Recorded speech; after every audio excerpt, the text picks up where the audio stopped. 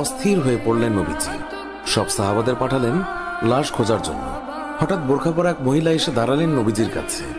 নবীজি তাকে চিনলেন না। মহিলা বললেন, শুনুন ইয়া রাসূলুল্লাহ, কাল আপনি একটা বিয়ে পড়িয়েছিলেন, মনে আছে?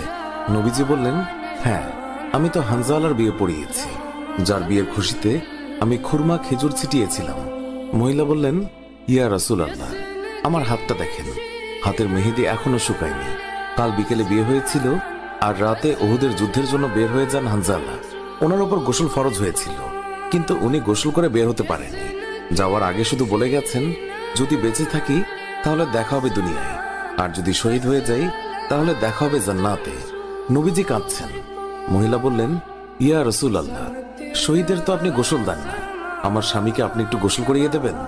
নবীজি সম্মতি প্রকাশ করার পর একজন সাহাবী দৌড়ে এসে বলল, ইয়া রাসূলুল্লাহ, হানজালাকে পাওয়া গেছে।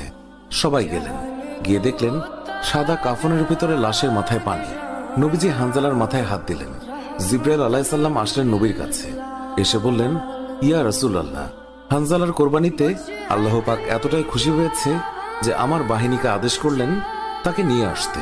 ইয়া রাসূলুল্লাহ, আমরা ফেরেশতারা তাকে তৃতীয় আসমানে নিয়ে জমজমের পানি দিয়ে গোসল করিয়েছি, এবং তার শরীর থেকে যে সুগন্ধ পাচ্ছেন এটা আল্লাহ পাকের বিশেষ খুশবু, মেশক আম্বর আতরের ঘ্রাণ। আমরাই ওনাকে কাফনের কাপড়ে আচ্ছাদিত করেছি। আল্লাহ তার প্রিয় মানুষকে কি পরিমাণ ভালোবাসেন, কি পরিমাণ সম্মানিত করেন তা আমাদের